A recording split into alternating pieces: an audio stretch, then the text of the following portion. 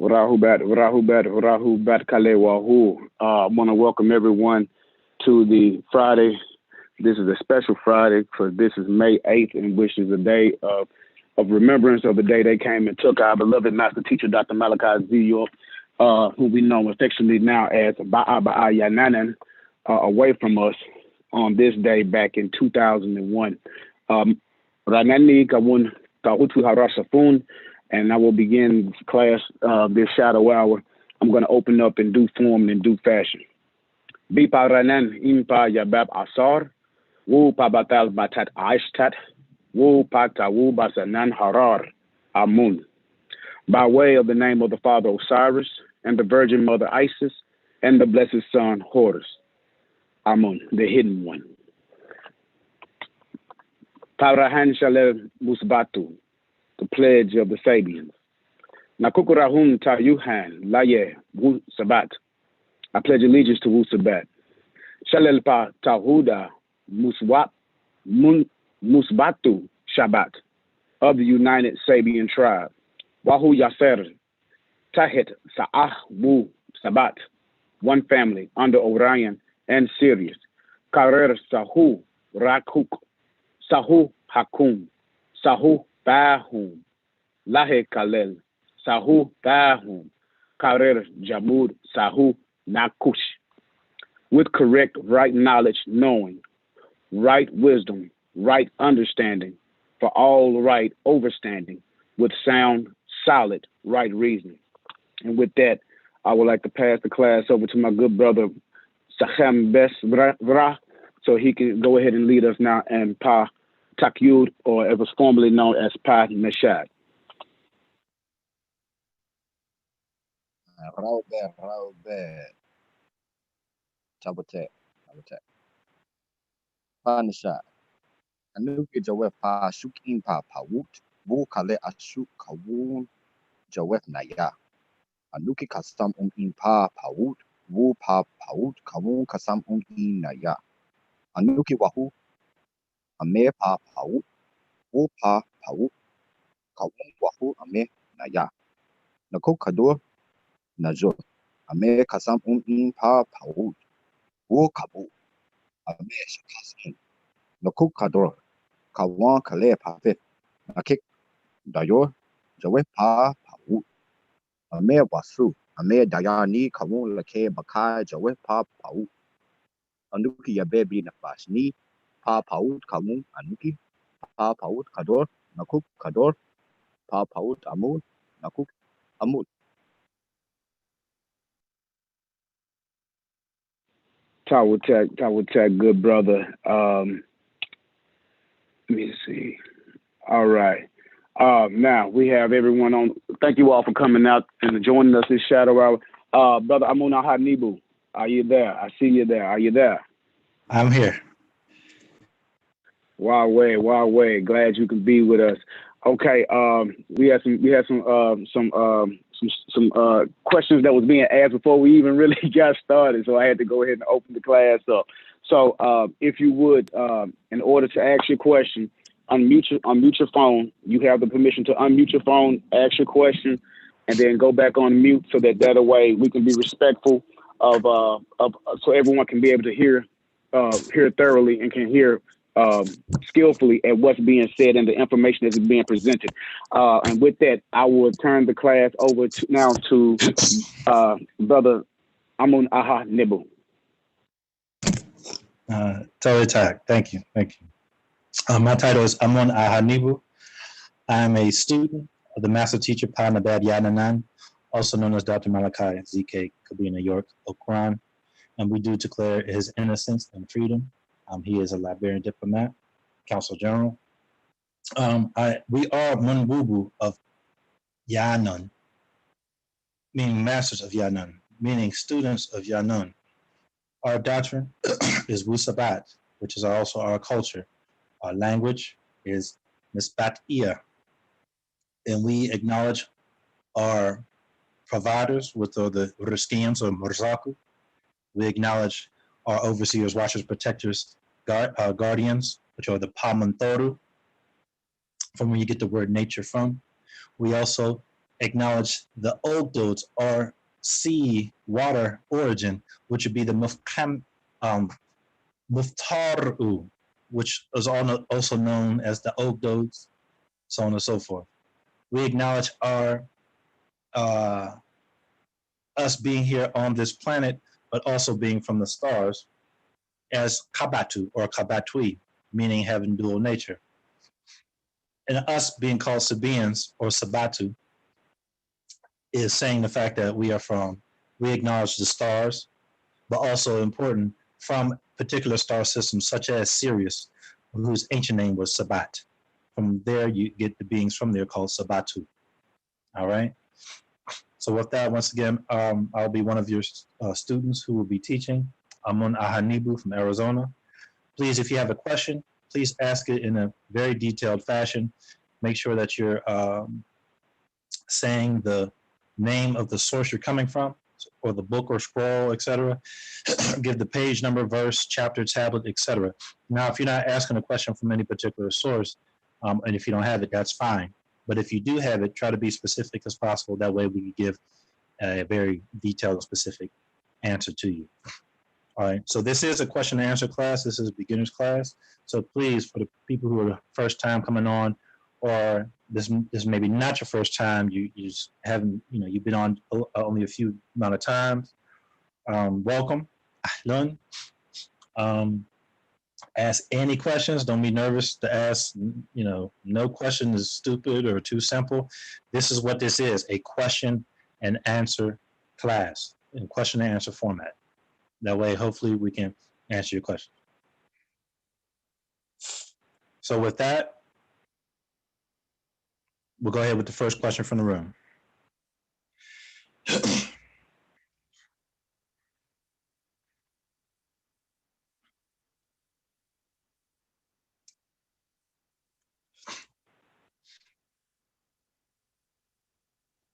If you have a question, you can unmute yourself. Oh, excuse me. There we go. Okay, I'm gonna ask everyone to put their phones on mute and just unmute yourself when you want to ask a question.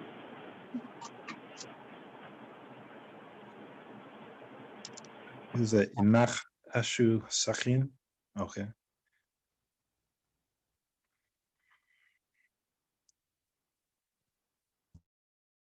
Peace, y'all. I got a question. I guess I'll bring something up.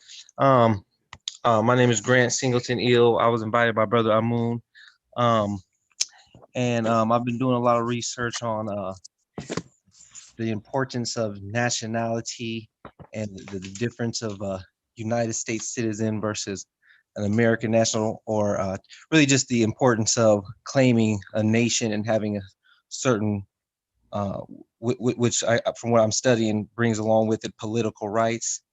And I'm wondering with the movement as far as Dr. Malachi York, does that include those things, nationality, or does it effectively somehow take you out of the United States citizen or United States corporation jurisdiction so that you can operate freely? Or I see what you're saying. Yeah. Well, first of all, thanks for coming on, brother. It's good hearing from you. Hey, yeah, thanks. All right. That was a good question.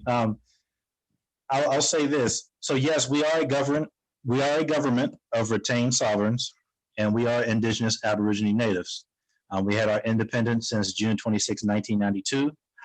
Our number, actually, that's registered, you can find is number 215-1993 and number 208-1999. And we are the United Sabian Nation. So yes, we are a nation. So I'm just, yes to all your questions, but I'm just answering one at a time to be specific. So yes, and over here, us as Jamasi in Africa, over here, we will be called Yamasi. And I'm not just saying we, us as just, people on the call, but us as and is that like the same as Yamansi? There you go, Yamasi, right. Also called Yamakral. So isn't that also the same area? Wouldn't that be like Florida area, South Carolina, Georgia? There you go. That's why. Okay.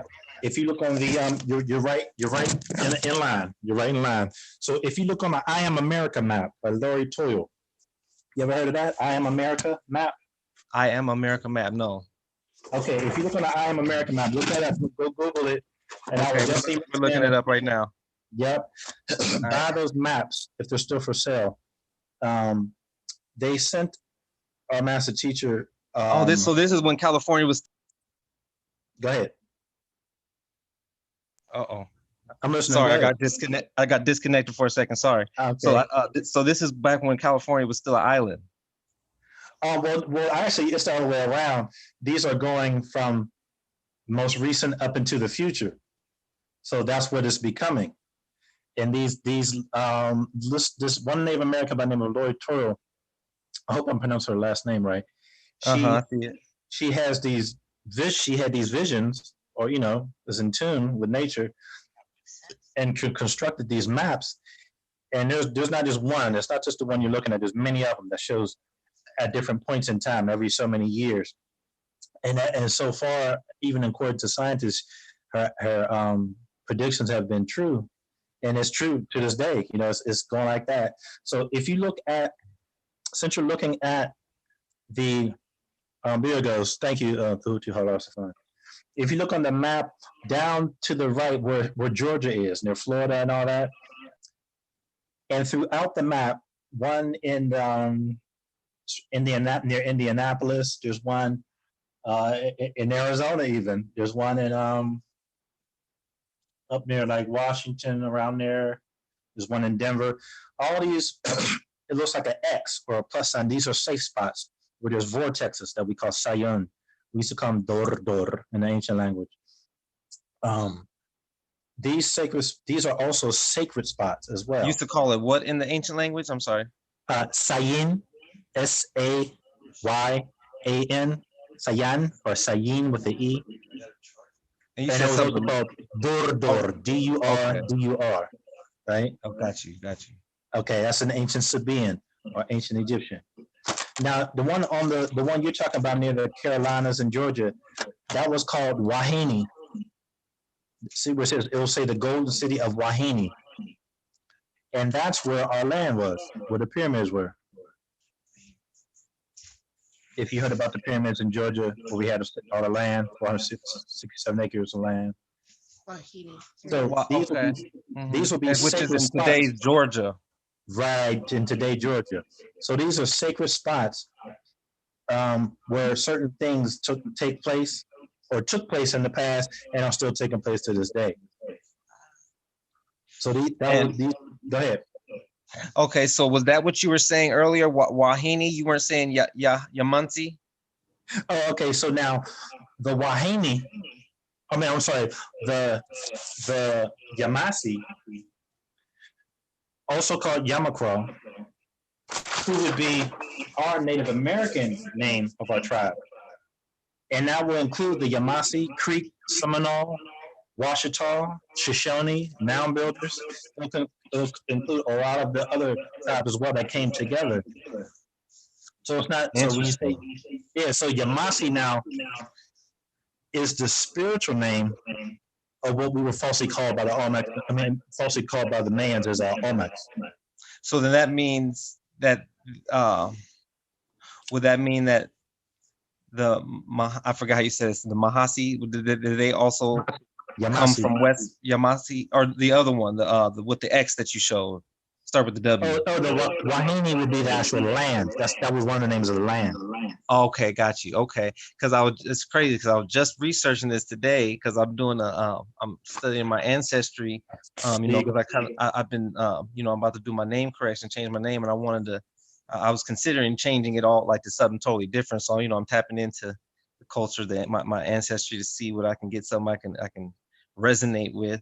And so my family is, one side of my family is from the Dey tribe, Dey, and the Gola tribe from Liberia. And it's interesting because as I'm studying, and I'm seeing that they're very, it seems like they're the same people, or at least the Amansi people, what they call the so-called Black Seminoles, are the West Africans. And they call, my people will call the Dey people and the Gola people, and they got the Gullah people spelled a little differently in South Carolina and Georgia, Florida, And as I was researching today, I thought it was really interesting because they even are in Texas and in Mexico. Right. Mm-hmm. Yeah, all that, yes, especially going back to Africa, or Africa, you'll find that we broke off and became many different titles. You know, you have even the linguists agree that the ancient Egyptians or modern Coptic, the modern day Coptic of Egypt, that will also be, and also the Wolof of West Africa are related. So you have Egypt on the northeast side, right? But then you got the Wolof on West Africa, but they're related. And I mean, of course, we know this because we're all, from the same soul. But the point is, it just broke off and we just broke off and became many different names. Mm-hmm, mm-hmm. Yeah, I'm sorry, go ahead. No, you go ahead. Go ahead.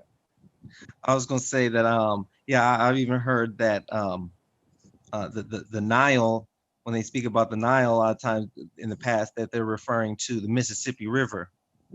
That over here, yes, as well. But also, it was always a triad or a quadri. It was always 3 or 4 meaning you have over there and over here, like you just said, the Nile, and then Mississippi, the Nile here. But then you also have when you see Nile River or Neolithic people, it's referring to the celestial Nile, which is the Milky Way. The celestial. Now, it was always, whatever we made here was a replica of what was up in the celestial realm. So it can mean in the spirit realm, or I could also mean just other planets and star systems that we come from as well, because we all realize that we are Etherians, meaning made out of pure ether, having a human experience. So we're not humans trying to be spirit, we're Etherians having a human experience right now. Mm-hmm. And the proof of that is the malitium. There's a substance called malitium or malatium that's in your hair. That's an extraterrestrial trait. It can't be traced here to Earth. And is that melanin? Is that similar to melanin, or is that something else? It's something else as well. So you have melanin. Malatium. Okay. And then you have also 223 chromosomes that scientists confirm that are in us that have no earthly origin as well. Mm-hmm. And the melatonin, I'm guessing, helps, or how you say it again? Malatium. Malatium. The malatium, I'm guessing, is what makes our hair some sort of spiritual antenna, if you will. Well, that'll be that, as well as just the melanin period. The melanin period, yeah, because even in your bloodstream, you once had heavy contents and doses of magnesium and zinc, which cause your skin and your melanin to be in its pure form, which is green. This is why babies, when they're born, they have them green or aquamarine blotches on them. This is why you study the ancient hieroglyphs, or even the Hindu doctrine. They're always depicted as these aquamarine or greenish colors. They call them avatars. We say Natoru. These the watchers, that people that come watch over us on this planet. There it goes right there. Thank you. Malatium. And then you also have a substance called chromium in you that has been perfectly implemented in a part of your makeup as we were grown. And that would be chromium, which is atomic number 24 on the periodic table, which slows down or even almost stops the erosion process. That's why we age gracefully. All these things are proof that of extraterrestrial origin, because that malitium, we'll go back to that again before we get too far. Yeah. That malitium is only found, as far as on this particular planet, it's only found in our hair. Off this planet is found on Mars and the Moon. And how do we know that?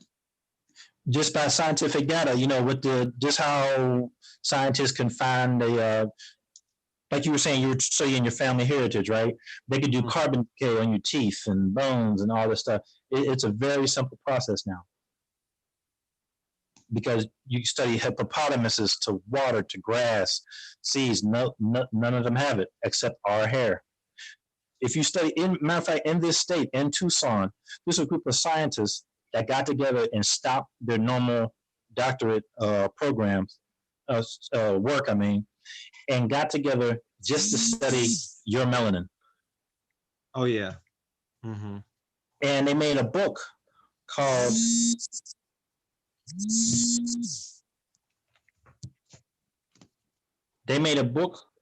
You there? Yes. Okay, dude, I'm sorry, I had a call coming. I had to decline it. They made a book called The Melanotropic Peptides. Melanotropic Peptides. Go check that out. Okay. It's called Melanotropic, and these books are like the size of huge encyclopedias. There's many of them. They cost hundreds and hundreds of dollars. And it's nothing about, it's nothing else but the study and importance of melanin. Mm-hmm. All the stuff they do. Go ahead. Yeah, it's called the Melanotropic. Check it out. So you're saying that, go ahead. Sorry, I was just gonna say. So you're saying that damn, I keep forgetting. I wanted you to pull it back up. So you're saying that stuff that you said is only found in our hair is that must be directly related to melanin or the production of melanin? It links to it, because you got to remember, there are beings. There's so much that we were told that's outside of us that's really in us, just like the word God. There's so much stuff anatomically in us that we were kept from. We were told that, even electricity, we were told that that's out of us. No, that's in us. Our uncles, I'm sure, I'm 46, I'm not sure how old you are, but our uncles, and I'm sure you probably have fathers and grandfathers, somewhere down the line back in the 70s, when martial arts was real big, the Chinese you always stumbled across a practice called Tai Chi, which is the study of energy and how your body can generate this energy and this and that. And then even in the ancient scrolls and the scriptures, you read about beings that come down and they were growing and floating, and all that is nothing new or nothing supernatural. It's very natural. It's just now we have somebody who's pointing these things out to us, and there's other beings on this planet too that know about these things. So when you actually start doing the rituals, rites, ceremonies, the practices, exercises, you'll see for yourself. You will start seeing more colors and smelling different smells and encountering different things that you can take your personal journal on, and you can come on here and be like, yeah, that's what I saw. Especially with you being an artist, but you singing, you hitting them tones and them octaves and chords, and like, you should know. You know what I mean? Mm-hmm. Yeah, all that comes into play. We vibrate on the A. Brown people, we vibrate on the A. So you should already, when you hit that, I don't know why people call me now, but when you hit that tone,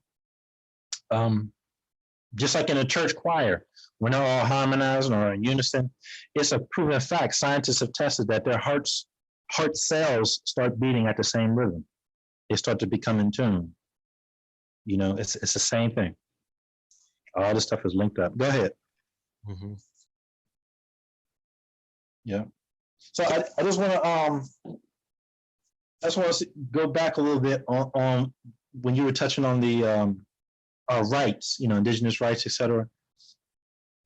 Even prior to our rights, if you will, a melanin dosage, there was this thing called the melanin dosage test objective. It was also called the osteological analysis, in their medical terminology. It basically distinguishes the bodily proportions of various racial groups, classified the ideal Egyptian, being short-armed, as they say, negroids with negrito physical characteristics. So let me translate that, because they like to use big words. Basically, it's a melanin dosage test. It tests your melanin. And they took it amongst Egyptians and other groups of people on this planet, okay? And they found out that, how everybody has a blood type, right? Type O, type A, this, that, right? But people don't realize that those even fall into groups. So you may have group A, group B, C, D, type A, B, C, D, E, whatever, O. But even those, that's not it. Those fall into groups. There's a group B, which is what we fall into as Sabaeans or Egyptians, or however you want to call it, brown people, melanin people. And then there's a group A2, which would be your European races, prior to any crossbreeding. So that would be their blood group. Our group is group B. Then after group B, we have the different variations of, O, all the different letters. So the reason why I'm saying that is all those titles that you named and that I named, or I relayed, I should say, are still fall up under the group B blood type, meaning goes back to those genetics, those African, and prior to that, these African extraterrestrial genetics.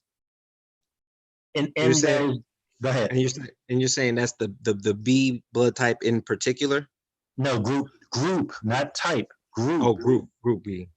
All right, so if you have down below all the different types, A, O, B, whatever. Above that, like on the chart, if you was make a chart, above that, like overriding all that, the umbrella would be groups. We would fall under group B. Europeans will fall under group A2. Got you. Look that up. Yep. So as far as all the different titles, because they're titles, they're not names. We never had names. We had titles. The titles describes actions, personality, what job we had, maybe so on and so forth.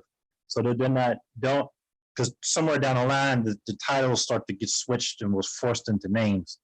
So that's why when you go back to genetics does not lie. We had many different titles, The point is melaninated people, those fall within the first DNA strand, second and third DNA strands, which include us.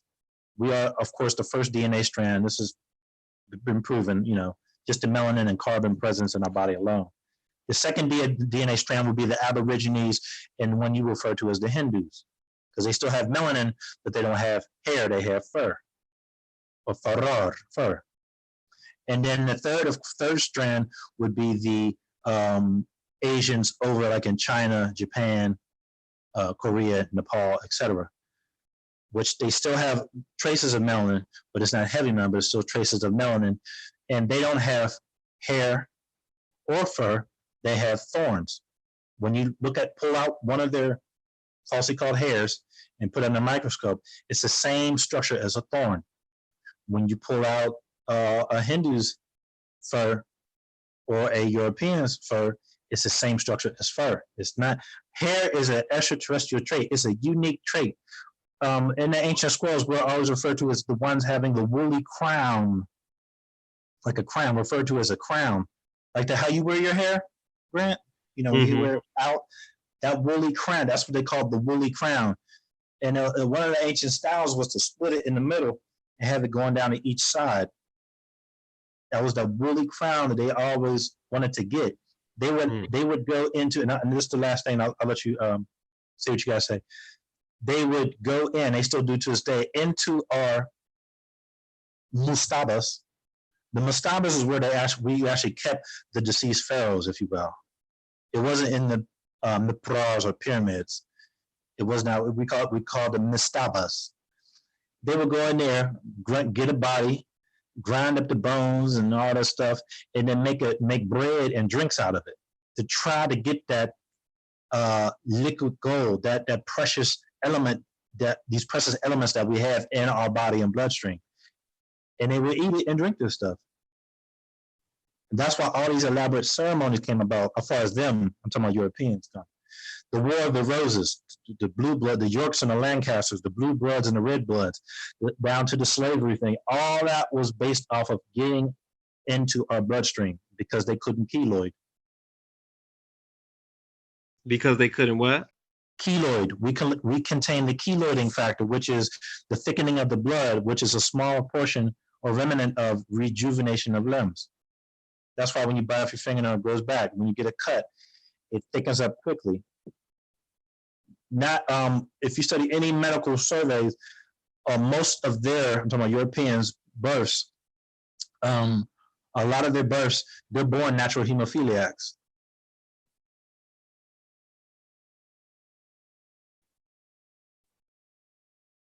You see what I mean? Natural hemophiliacs. So they need that whole so-called slave thing was about our blood. It wasn't about manual labor. There was many other things more important than cotton. They had hemp and all. I'm sure you know all that. It was about getting into our bloodstream, mixing in. They have to mix in every 30 years because their genes are programmed to start diminishing. Look, and let's bring up to speed now. The commercials, there's so many mixed commercials now with mixed races and this and that.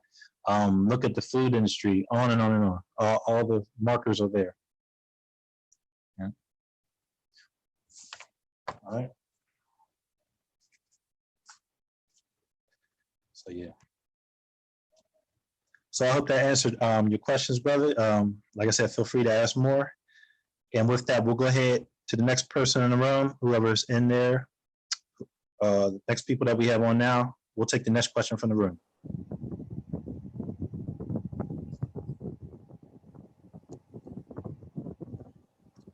Brother, this is Gabab Hotep for Pet. Yeah. With who back? Brother, I just want to ask about the virus. Where you from, real quick? Boston, Mass. All right. You know, let me see. Is Sister Asset still up there in Djahutwy? Djahutwy is up here, but Sister Asset, I think she's somewhere in Georgia now. Okay. What about Amun Aha Nebu? I think he was from up there. Amun Aha Nebu. Yeah, he might still be up here. I'm not for sure, God. Okay. Always. Pleasure meeting you, brother. You too, God. You too. What I wanted to ask is the virus that's going on right now, is that from the partner Tharu? You know what? That's a good question. We had a call a couple of weeks ago, and Djahutwy Harar Safun can correct me on this if I'm saying it wrong. Somebody was saying that it was put like this. Somebody on the call said it's no coincidence that it has the number 19 behind it. Exactly. You know, so I don't want to say yes and put a stamp on it because I don't know for sure because we weren't given that information quite yet, but it sounds like what you're saying. It sounds very reasonable. All right. Yeah. Now I will share this. The master did say that a lot of those are just, a lot of those black people that died didn't die from the coronavirus. What happened was those particular brothers and sisters that passed away had other sicknesses or illnesses, and they couldn't afford the health care. Yes. And that's what it is. So the news made a big thing about all these black people dying. I don't know why they're homing in on us, but we know why. Exactly. But he did say that, no, that was from other things. And he said there was a recipe he gave a long time ago. And you may have it. If you have it already, just stop me. It's onion, garlic, ginger, lemon, honey, and cayenne pepper. And then mix it up chop it up and blend it up and put it in a mason jar just to keep. And take like a tablespoon or 2 tablespoons every day. And that helps your immune system stay up. So yeah, Sister Asset gave me that recipe. Yes. Oh, yes, she go. Yeah, she got a lot of wisdom. Yes. Yeah, she gave me that recipe. So Tawutat on that, God. Tawutat. No problem. Yeah. But when I find out more information, I definitely will share it. As far as is that from the Muntaru, right? They are the sentimental winds, though. He did say that they are the sentimental winds. Yes. No. The reason why I'm speaking about that because I was reading in the Black Book of Amun Ray, the first one where he said that if you want to know how their time is up, and he gave a little list about, how you would know their time is up. And one of the things he made perfectly clear is that viruses and diseases are attacking their communities now. There you go. Yep. So that's the reason why I asked that. Yeah, no, I mean, that sounds reasonable. Okay. All right. Yeah, you're probably right on the button. Yes. Mm-hmm. You have any other questions? No, I'm good, guy. Other than if you can answer, how is Baba doing?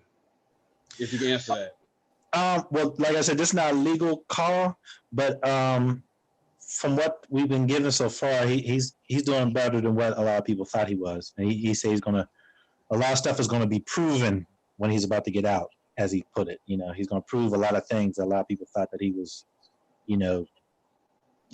real sickly and this and that. So it's the other way around. For calm. Okay, that's great. Right. Right. Tour. All right.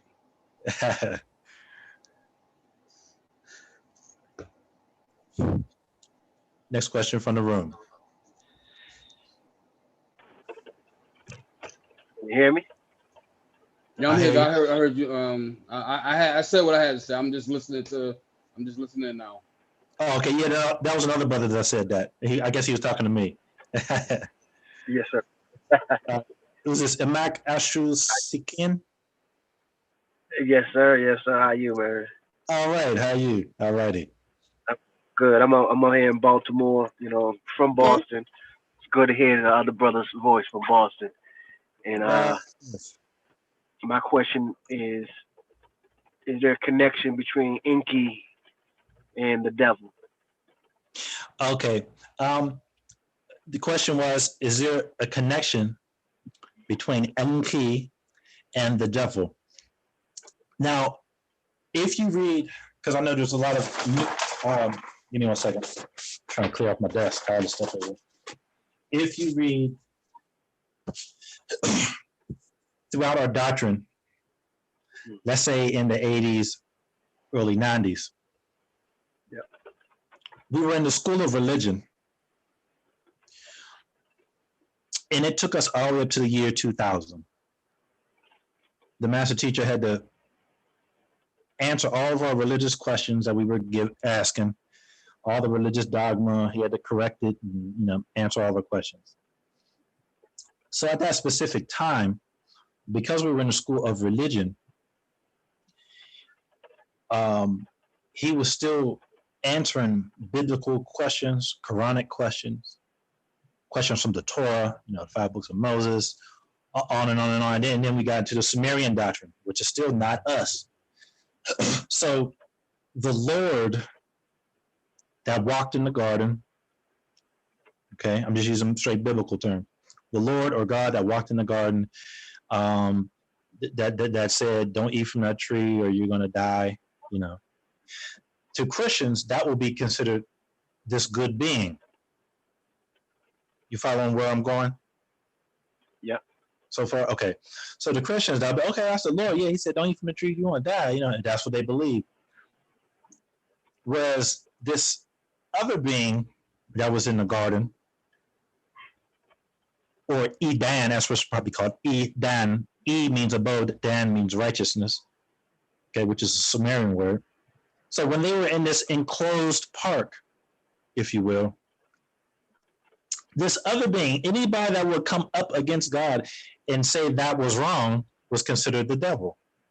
So this snake, this being that was called a snake, that whispered and talked, was considered a devil because he said something against God. He said, wait a minute. God said, what? He said that you could eat from a tree and die. Man, that ain't true. That's what this snake, this other being said, called a snake. So in religion, that snake will be bad or called the devil, right? You with me? Yeah, I'm listening. Okay, all right. So let's move forward. I just want to establish that because there's some people that are newcomers on the call as well, so that everybody can follow along. So that particular snake being, so when you translate that, the word there is khanas, K-H, back of the khanas, which means whisper. And whispering was and is a sign of intelligence. So this wasn't no devil, because devil didn't appear in even in the Bible until later on chapters, So this specific being with that, okay, now we're going to close the religious story and answer that and dissect it with actual facts and Wu-S'aBat. So this other being in the garden, falsely called a snake, by them calling him a snake was denoting to the fact that he was of a reptilian origin or a draconian type origin. This would be your being called Nidmud, which means to sprout forth as well. And Nidmud, who is also called Ea, which deals with his water nature, thus being an aquatic being. That meaning he still had gills. Humanoid type, could walk, talk, had legs, everything, face, etc. But he had gills. He was more of a reptile type being because his mother, when you study the ancient Sumerian texts, when you jump back out of the Bible, pre-Torah, into the Sumerian texts, Sumer will be your Iraq and Iran of today. In the Bible, this will be a place called Shinar. We know it as Sumar or Sumer. In the particular beings that were falsely called angelic beings that came here, these will be your Anunnaki, A-N-U, Anu, from up there, Most High. N, the letter N, which means to descend, come down. The next two letters, N-A, Na, which means 50, because they traveled in each craft, that's mentioned in Revelation and Ezekiel, each craft held 50 passengers. And these crafts were called Sham. And then you had the last word, Ki, Q-I, or K-I, or G-I, which mean earth. So you have these beings from Anu that came down in Na, 50, to Ki, earth. Thus you have the Anunnaki. So prior to Enki being called Enki, the ruler of Ki, earth, this was Nidamud or Ea. And that described his draconian nature or race that he was from, because his mother, who was Id or Id, was a draconian from the Draco star system, which is to the northwest of Orion. Id made it with Anu, who was an Anunnaki. So Anunnaki, that's where your reptilian type species bred in. So Enki was a mixture of Anu, reptilian, Anunnaki, and Id, his mother, draconian, which is more your dragon, your ancient type beings. So on this planet, when they came here, to give you the more in-depth story, they didn't land just in Sumer. It was a specific spot in between Iran and Iraq. And if you look on a map, it's called the Zagros Mountains. Zagros Mountains, Z as in zipper, A, G as in good, R, O, S as in Sam. Zagros Mountains. And in that mountain range, it's a long mountain range, they landed these Anunnaki, these Anunnah that came to Ki to become Anunnaki, landed in the Zagros mountain range and set up camp, as it was explained to us, in a place called Kharsag or Harsag with a KH, or is also spelled with an H, Kharsag or Harsag. And this is where these particular Anunnaki set up camp.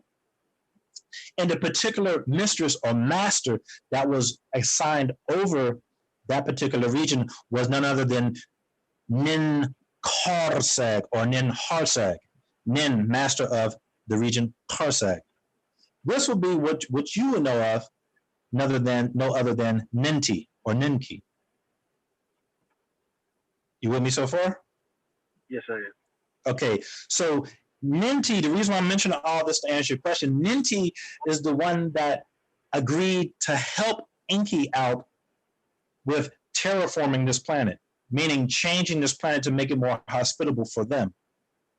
And then later on in time, you have your garden story. So this particular Enki now that we have the more of a complete story, so there's not too many gaps, let's jump back now. Jump forward. So this particular Enki, now on Earth, now he is called, has the title of Enki, ruler of Ki, which was a water planet at that time. So he was sent down because he was the one that still had gills. This story can be found in the story of Risk, Wu-S'aBat study number 27, page 2 and 3. Okay? Just to get a reference. This particular Enki was the one that was inserted into the garden as a snake being or snake man, because that would describe his reptilian snake type appearance in nature. So that's why when you look in the English, you have to look in the Hebrew or the Greek, depending on where you're reading, and it will say Khanas or Nakash, which means whisper. It has nothing to do with the evil or devil. It was this Enki and his son Ningish Zida that whispered and talked to Eve, who's properly called Titi. In Hebrew, she was called Hawa. Titi means gene. So I goes to show you she was the first. And it was this Enki's son, Ningish Zida, that talked to her and said, wait a minute, no, you can live. That's not, you can eat from that tree and still live. So now with hearing all of this, when Eve or Titi ate from the tree, if you will, she didn't die. She actually got wiser. She became real wise. And even as I would just use the Bible puts it, she now knew good from bad. She knew good angels from bad, and she was able to see with a third eye and have all these powers back. She was able to glow again. So in the ancient text, it talks about her glowing because when she, quote unquote, partook of the apple, as they say, she was actually taking in a substance that was liquid gold that had elements or traces of uranium, plutonium, ruthenium in it. And it was 27 karat gold from Sahu or Sah, which would be Orion. So I'll say that another way. The quote unquote Bible phrase, partaking of the tree, it wasn't eaten actually from a tree. It was taking in the liquid gold from Ningish Zida, who was Enki's son. This liquid gold was 27 karat, and it contains elements that wakes up a being and makes all the corrections in that particular being that ingested it. In this case, it will be TT or Eve. So that's why it says now she could see good from bad, evil, and this and this and that. So now she was just like one of those quote unquote gods. So Enki and Ningish Zida said, see, you didn't die. You're actually good. That guy, that being over there lied. So in conclusion, would that make Enki a devil, or would that make Enki and Ningish Zida a helper?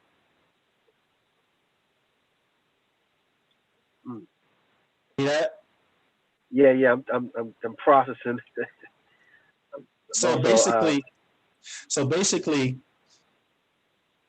that being that they call the devil, of course they call the devil because he was the one that was assisting us. Anything that pertains to us, they call the devil. As simple as angel food cake and devil's food cake. Even underneath the earth, well, I'll just say underneath the earth's crust, down there, there's a central sun that we all know, and scientists confirm what the master said a long time ago.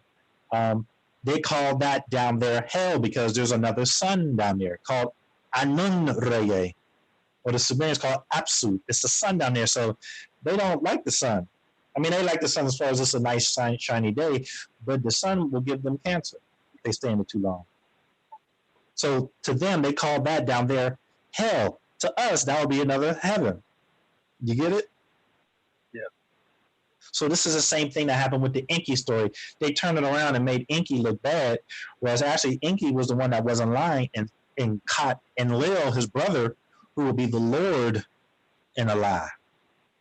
So that will make, if anything, if we're going to use that term, that will make Enlil the devil because he lied. That makes sense? Yeah. Okay.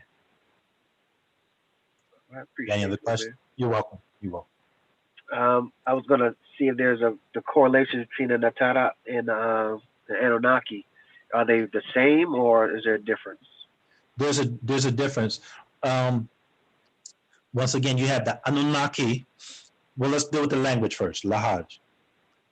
When you say Anunnaki, that's in the cuneiform language.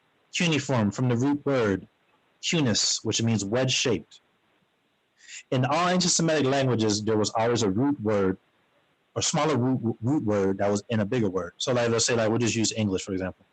In the word question, the root word is what? Quest. You're on a quest. Same thing with when you say Anunnaki. There's many different words that make up that word, many different roots.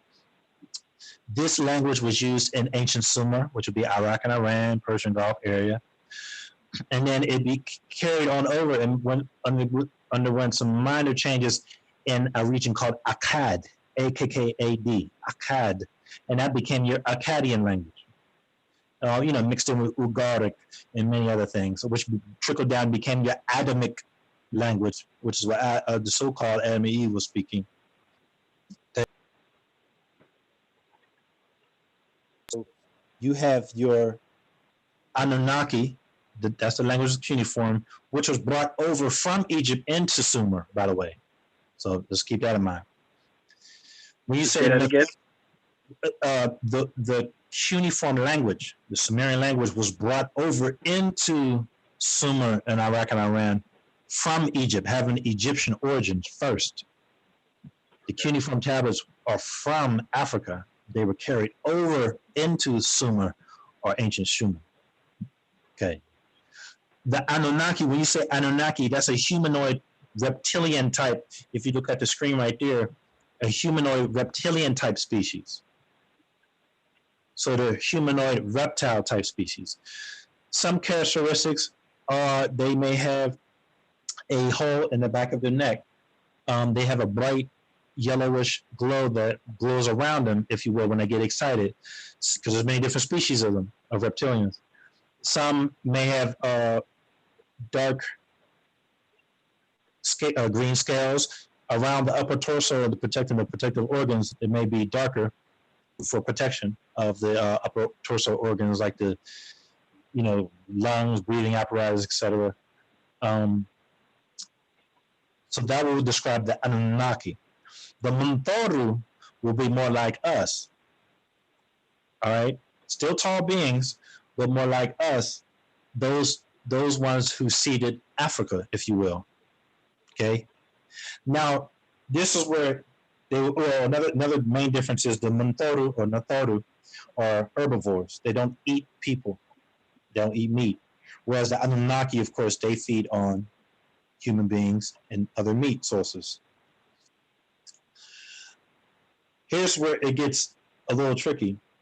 You have some Anunnaki like Enki who had a change of heart and now assists us.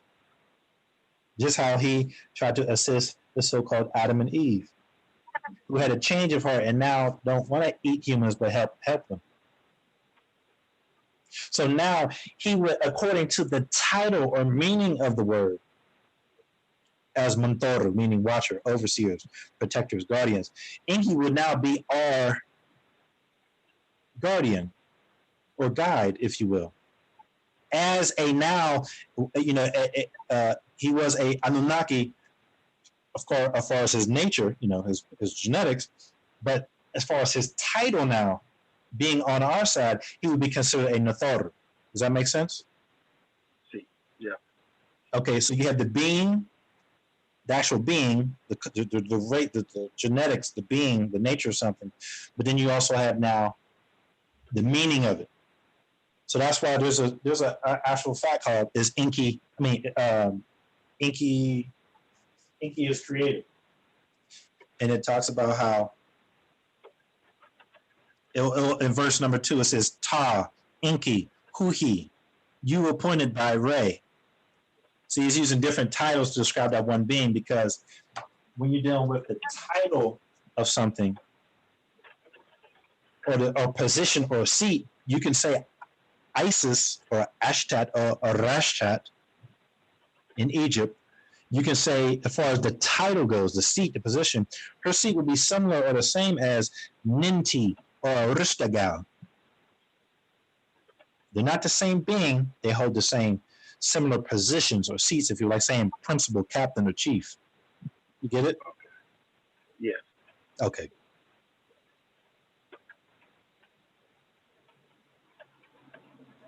We were able to answer your question. I appreciate it. Thank you. No problem.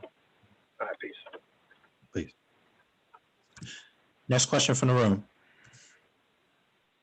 All right, before we move on to our next question, I do want to say I want to thank everyone for being on the call this afternoon. This is Djahutwy Harar. Great questions, man. Great questions. We want to keep the energy and the momentum going. I just want to say this, that we did have a tribal meeting. For those of you all who missed it, you missed a treat. This was a tribal call to update the whole family. It was a lengthy call.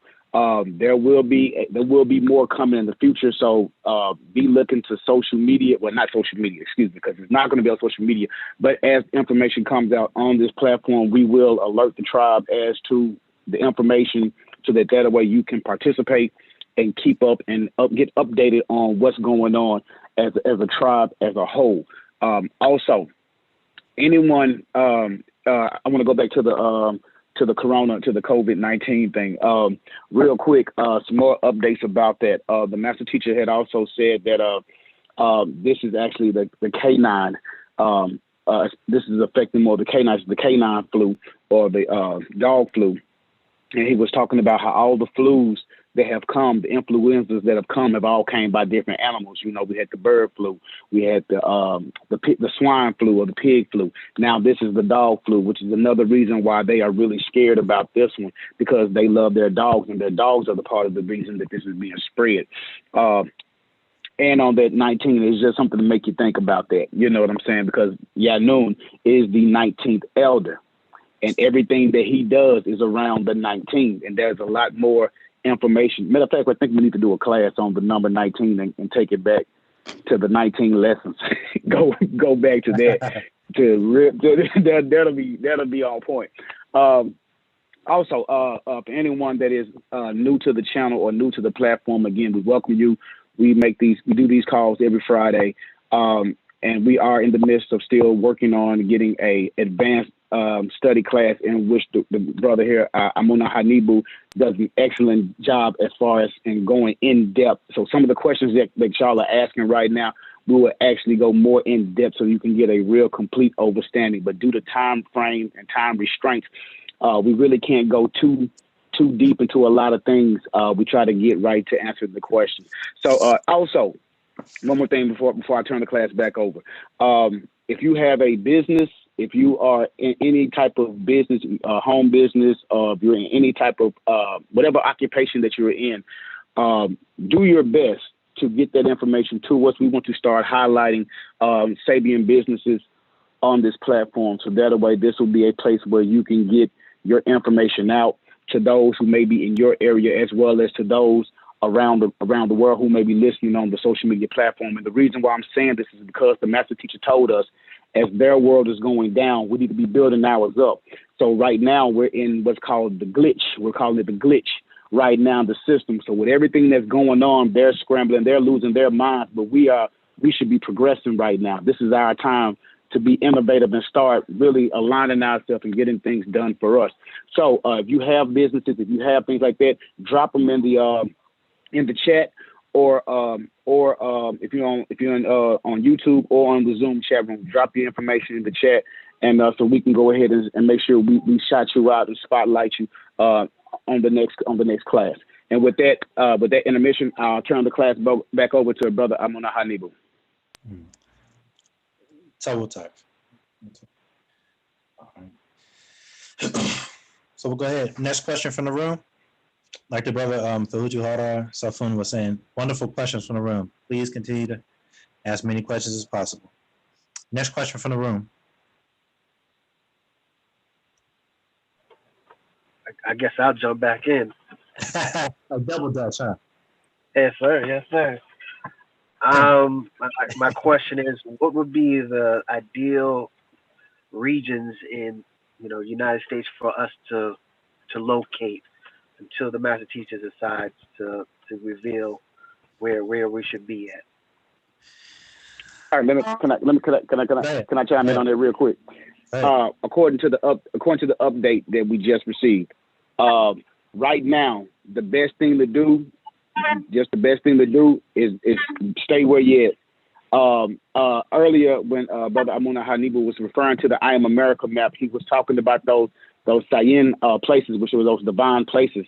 Those were 5 spots, and those spots are sacred because of where they're situated and because of the gravitational, or not the gravitational, but the electromagnetic forces in those places, because those are certain vortex points. But at this point right now, the master teacher said this verbatim. He said he wants to tell us where to go and what to do, but he can't tell us right now, because if he tells us, they're listening too. So and this is the way it was explained. I mean, you can go wherever you want to go, but the master teacher is going to tell us once he's face to face with us, or as we say, mouth to ear, and that's going to be the way we're going to get it. So I hope that kind of helps out with that. And Brother Amun Aha Nebu, there you go. Total type once again. Yeah, that's it. That's it. Yes, right, go ahead. What you say? No, I was gonna say something. I wanted to hear what you was gonna say. Oh, that was pretty much the same thing. Mm-hmm. Make sure that we're all getting on those calls, because there's a lot of information. Those calls are not just maybe like an hour long; they're hours long of just information to update us. So those calls are very, very important. So the next call that comes out, please make sure we're all on it. Indeed.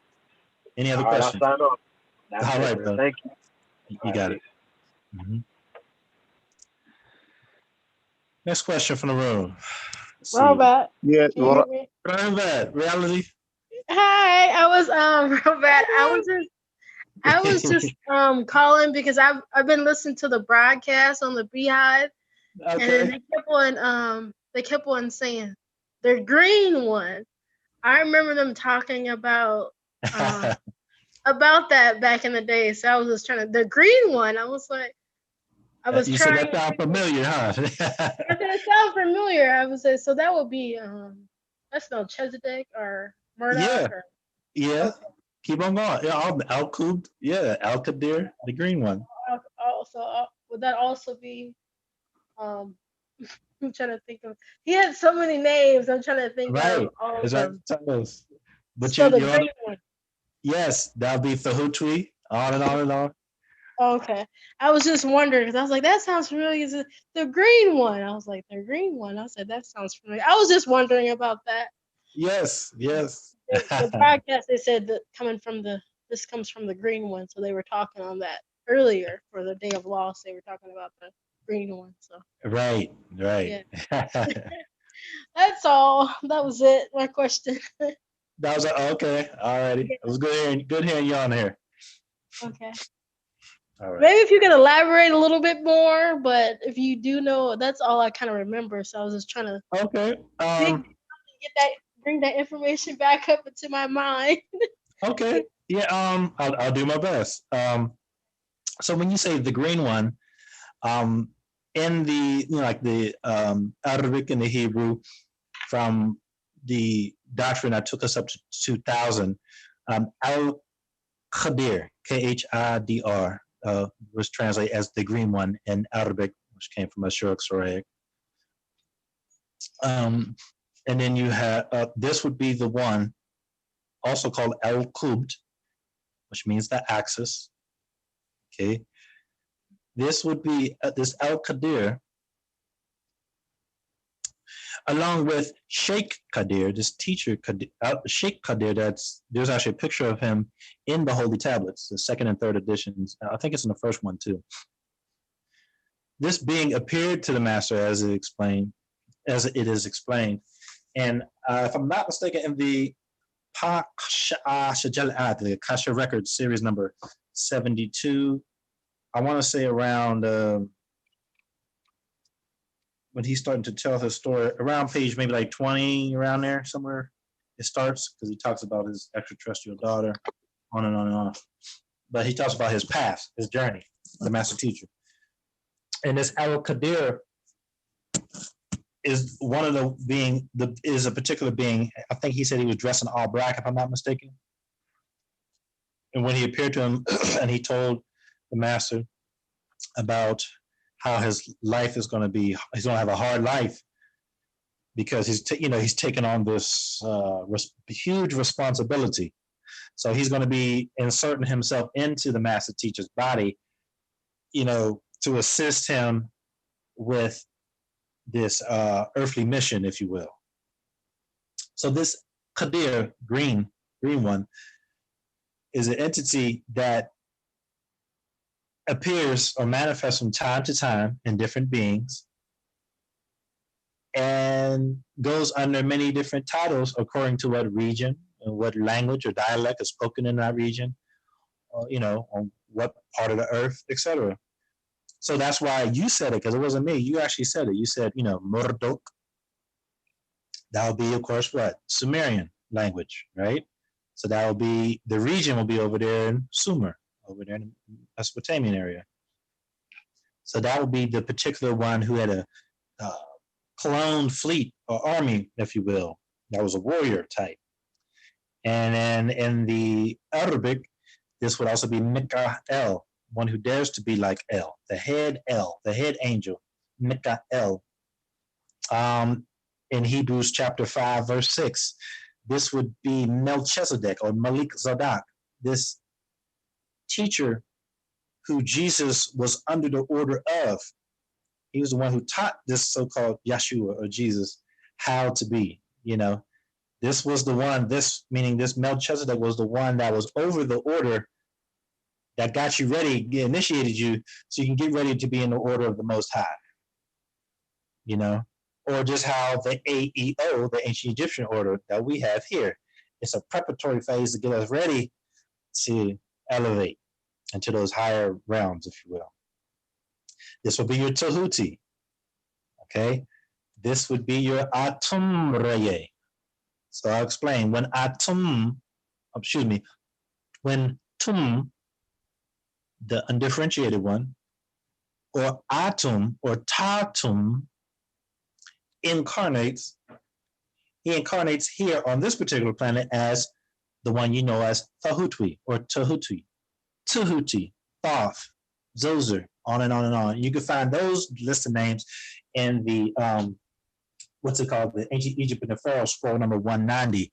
It talks about the different names, Melchizedek, Zoser, it all depends on what era, what time you're talking about. So that being is trillions, an infinite amount of years. Oh, it has no age. And he is also described as having no parents, no record of being born, on and on and on. Okay? So all this will be that green one we're talking about up to now.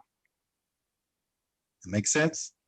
Yeah, but if he has no record of being born, right, self-created, yes. Okay, self-created. I was like, okay, all right, self-created. Just think of energy, okay? Oh, okay. Energy cannot be destroyed. It can only be changed. It always was there. Just like you were there prior to being born. You just didn't have a place in space. So what they call, you just didn't have a displacement. So when you throw, let me see, I don't know. When you throw a tennis shoe into a pool, okay? Let's say if you're mad at one of your cousins, you take off their suede pumas and throw it into the pool, okay? That shoe is going to float for a second and then start going right down because it's getting soaked with what? Water, right? You with me? Yes. Okay. So it's going to start floating down, so it's sinking down. And eventually it's going to reach a point to where it may not go all the way to the bottom. It will kind of be floating in between the surface of the water and the bottom floor of the pool, but not touching the bottom floor yet. It'll kind of just be floating there in the middle. That's when it found its place in space, meaning its displacement. So you, me, everybody, prior to us being born, we were already still what? Ak'u, ether. And then from that came your ba'a, your soul, us as soul. So we were already there, but yet didn't have our place in space quite yet. So when you were born, you thought your way into, when you were being created and being molded like a vase, if you will, on Kanum's molding table, if you will. You were thinking your way into creation, thinking your way into being made, thinking your way as you were growing, or thinking your way into growing. Does that make sense? Yes, that makes a lot of sense. Okay. I hope that answered your question.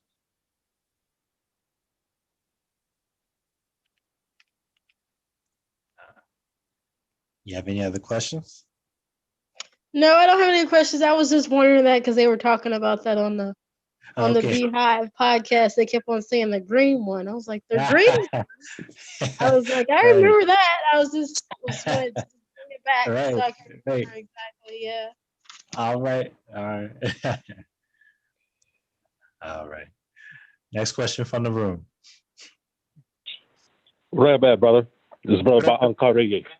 Hey, Wu-S'aBat, brother. How you? I'm on for a hot second, brother. We got some business taken care of. But I got a quick question. I don't have my mayor Ted in front of me. Okay, speak up just a little bit. Count it down. Speak up just a little bit. I don't have the specific mayor Ted in front of me, but there was one where it's not the natural Eastern nature because I had it in front of me, but it's one where he was talking about the vital elements that rejuvenate certain organs of the body. Yes. Like what I think was osmidium, erodium, ruthenium, rhodium, plutonium. Yeah, rhodium. That was the elements that are in the Mafkuzet, the 27 karat gold. Right. Now, are some of those elements available for to be used, like in purchase? Like I know some metals are hard to get versus others. Yes. Would it be something that we had to mine and naturally out of the ground itself, or would it be available to purchase? Yes. To use? Yes, they are available for purchase. I know an elder who took one of them, and then I had one of them also in my hand. You know, I was able to see it, but it was in powder form. It wasn't like a chunk of metal, or it was like powder. You know. Got you. Okay. Yep.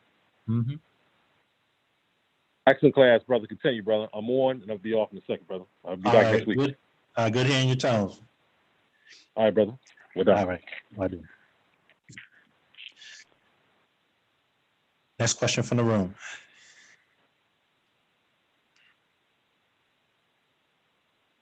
Once again, like the Djahutwy Harar Safun was saying, we really appreciate it. It's good seeing everybody on the call, those who are on with your questions. Like, you know, like we always say, your questions make up the class, you know. So we really, you know, you all make up a good class, you know. Keep the questions coming. Keeps us all sharp. Wu-S'aBat, can you hear me? I can hear you loud and clear. Okay. I'm in this Taua. Yes. All right. How are you? Good. How about you? I can't complain. I'm here ready to go break dancing after this class. Hey, take it easy. I tried it last week. I broke my left hook. All this messing around. All right, go ahead with your question, man. It's in the actual facts of intelligent design, divine design, or plot of aliens. And when you first turn, when you see the cube shape, I don't see the page. I would say maybe it's page 8. Page tunnel. Yes, page 8. Yes. Right. So, you know, I don't get the shape. You know, is that related to the? I got you. Can you explain that cube shape and those little dots inside? Yes. Okay, for those that don't have this, I'll do my best to explain in very great detail. We're coming from Intelligent Design, Divine Design, or Plot of Aliens, series number 46, actual fact. Right before, I guess it would be page 8, right? So it says, Zahim Murzam, Sayim Murzam, Awi Dasas Im Mukmeu, Intelligent Design, Divine Design, or Plot of Aliens, by Panabab Yanun. H.E. Dr. Malachi Z. could be New York or Kwan. It's not what you are, it's who. Underneath that, there's 4 things. It says, divine, advanced, galactic, intelligent implants, life on this planet Earth by direct panspermia. Okay. So we're just going to go line for line, word for word, as I always say. So the cube, if you've heard the actual fact, well, before we get to the cube, if you refer to actual facts, is Egyptian ontology or mythology, actual facts number 30. Go to where it talks about atom rays or Atum's seed. Okay? Okay. That's dealing with what they call direct panspermia, which deals with, when you say panspermia, that's a scientific way of saying things from space that are responsible for life here on this earth. So something from out there, when it came here, it brought something with it, like water or something that's vital to this planet. So let's first establish that. So that's dealing with panspermia. So like the comet, which would be the symbolic of the ejaculation of Atum seed traveling through space and bringing the waters here to this particular planet. That's what we're dealing with right there. Okay. You get that so far? Yes. Okay. So that's one of the ways, one of the things that talks about when it says divine advanced galactic intelligent implants. Okay. These implants coming from the galaxy out there. Okay. And then it says it implants life on this planet Earth. So it's saying these divine advanced things from out there in the galaxy with high intelligence, it brings here and inserts it or implants it, quote unquote, bringing other life here to this planet. And what that's called is the panspermia. So that's what that little quote is saying right there above the cube. You got that? Yes. Okay. Now, the cube represents many things. It represents the hermaphrodites and hemorphodites. Hermaphrodites, her morphing into a he, and the hemorphodites is the he morphing into a she. These are your gatekeepers, okay? So they vibrate dual. They have dual things. So let's say me and you together, we will make two. But if we were both hermaphrodites and hemorphodites, when we would come together, we would make four. Make sense? Yeah. Because we're dual. Okay. So this particular science was written as symbolic of using cubes, was written as the cube within the cube. Okay. So when you see this cube, it's also referring to how things manifest on this side of things and on the etheric side of things. So for an example, on this side will be the illusion, physical. So you have a dot, things start with a dot. How that dot was made from floating particles already existing or being, but yet lighter than hydrogen, having no order. So this will be called primeval chaos or primordial chaos. Not chaos as in a bad thing, but chaos meaning there's no order yet. Things are just floating aimlessly. When they start coming together at one point, that's when you have order or atum. And then when it comes forth on the physical realm as a sun or hydrogen prior to sun, now you have atum Rayay, hydrogen and helium. Now you have this sun, this particular Rayay. So from this one dot, atum, or this nakut or nakat, this one dot, or nu or nun, this seed, it turns into a line. This line then forms into a wall. That wall is what we consider a square. That represents things on this physical side because it's a square. But then it's not completed. It has not completed its travel yet because that square is supposed to become a cube. So when you see just a square, just the front panel of that cube, that's signaling a certain stage in development, certain stage in information or consciousness. Once it completes its back or front portion to make a full cube, now that means it completed its full journey. It's now the actual fact, the actual thing, the real deal. So one represents an incomplete thing or represents the physical. One represents on the dark side or etheric side, a full thing, how things really are, the reality of things. This is also represented, this diagram is represented in the actual facts number 240 cycles, pages 1 and 2 is from verse 1 to probably like verse 6, if I'm not mistaken. It's also talked about in the sacred records of Atum Re, the black book, the circle and the square. That whole thing's a how thing manifests. Even in the sacred geometry of the AEO scroll, the Guides of the Master Series, I'm not going to speak on that because that's AEO material, but I'll just be vague in relating to the scrolls we have now. The picture of God, as they say, with his hand down, but his fingers are together and his thumb is pointing out like it's making an L sign. That symbol was taken from us because that represents a triangle. The point at the top, which is that first point that we just talked about, when things manifest into this realm, when they manifest, it comes as a duality, a yin and yang, a shanan and shanim, or shan and shem, or a negative electron and a positive proton coming together to make something happen on the thing or physical side. All right. So, and then those things become, your hydrogen, helium, on and on, become more complex organisms. So those are some of the things. I'm sure there's many, many other things that this cube deals with. These points represent also being, like we said, the beings, the hermaphrodites and the hermaphrodites, represented as a cube within a cube. Okay. So I hope that answered your question. Yes. Yeah, you gave me some good references too. Thank you. Okay, good.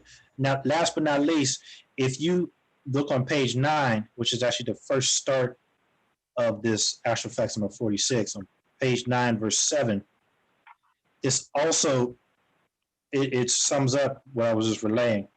It says, your Yakhas'at genes have always been the gateway, the key the key you hold to either a mawat death or elongated hayah life. So the main thing we want to touch on is highlight is your Yakhas'at genes have always been the gateway. Now the beings that we need to find the gateway are what? The gatekeepers, correct? Yes. Which is your hermaphrodites and hermaphrodites. So once again, this verse 7 right here is talking about this cube-shaped symbol that we have, which is the cube within the cube, your hermaphrodites and hermaphrodites. Make sense? Yes, so far so good. All right. Okay. Any other question you had? Yeah, right. I wanted to ask, we talk about usually when I get the scrolls, I jump right into read. And then up at the top, they have all these drawings, and I see the two eyes, and I'm trying to find like the diagnostic period of when I look at the two eyes or the snake. I see the snakes, I see the two females with the wings, and I'm trying to, that's just a drawing. It's a nice drawing, but it's a relation to what you're about to read. Yes. At the top, I'm pretty sure we figured out it says Patarak on the newer Actual Facts, where you see all those letters and stuff smushed together. And the wings, those are the healing wings. There could be many beings because there's many, especially female beings associated with wings, not just Arashtat or Ashtat or Isis, but those are those healing wings, which also symbolize the process or the ability to rejuvenate limbs. So it's not just healing wings, but when you see her, Arashtat with her arms straight out, facing east and west, and the wings on it, they were able to rejuvenate and make wings to take flight. Just how you have the thrones or your Ushumgal or the Draconians, the certain warriors of them, ones who have wings that can actually fly. Oh. Yeah. So I study all that. You have the falcon standing on it looks like a staff or us with the us or the white jet or the snake going around it, and then you have the Djah'utwy. Yeah, all that has something to do with something. Just like if you look at the older, I shouldn't say older Astral Facts, but the Astral Facts that came out maybe in the early 2000s, it wasn't until later on that the master teacher said that those hieroglyphs that you see in the background, real faint, he said that was the Nathoru Muntoru, answering your prayers. It's like he was basically saying our prayers were heard, and that it was actually put on the front of the actual fact. Oh, okay. Right.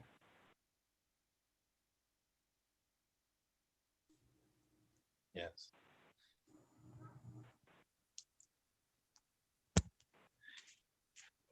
Mm-hmm.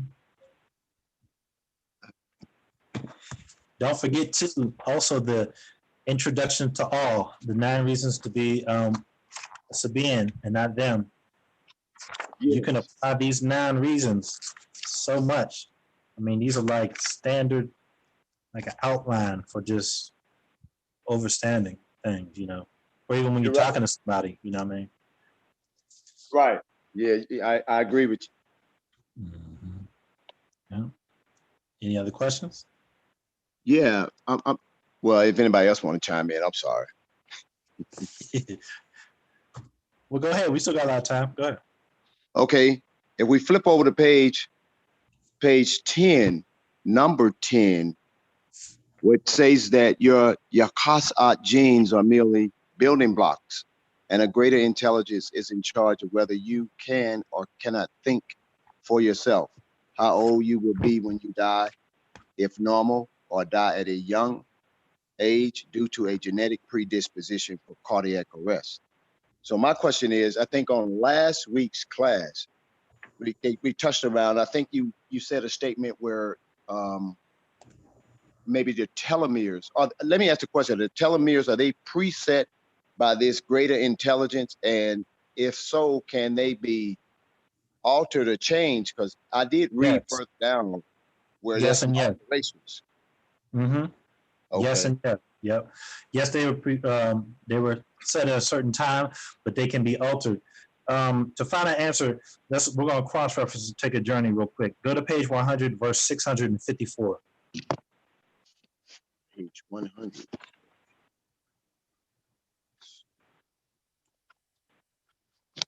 All right, hold on. 654. Okay, I'm there. May you read that for everybody? Because some people may not have this. Right. Okay. That is the root of their racism, and your genes are now affected by them. And their media, did, and can change your DNA. Okay. So stop right there. Now, just that, okay, before we continue our cross-referencing, that right there, your genes are now affected by them and their media. This did, and can change your DNA. So it did already, and it did in the past, and it will again change your DNA. Okay. This is what they call, going back to page, we're going to go back to page, let's start on page, we're going to start on page,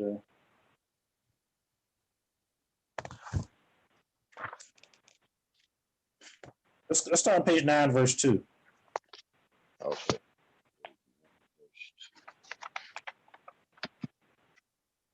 This is still answering your question about can that be changed? You're telling me, you know, what's on your telling me. Okay. May you read that for us, please? Sure. Your Khas'at genes have been affected by what you intake, who you are around, and what you hear, see, feel, smell, and taste. All affects change in your Mukwan being. Now go to verse 12. All right. Verse 12. When in Hakak al-Hakak, actual fact, your genetic determination is that genes and the exclusion of environment are the field of your awareness, and your experience determines how an organism turns out. That's what so things around you that you take in, around you, around you, etc. That can also change you. Now let's go to now page 22, verse 71. Or we can start on verse 70 actually. Verse 70.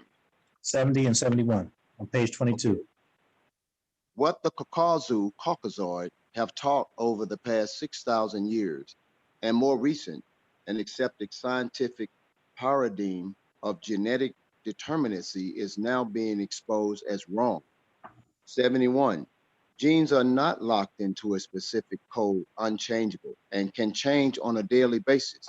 And they do just that, Munwapu Nuwapians. Change you, and you think you're in love when you're not. Now go back to end it. Go back to page 12, verse 22.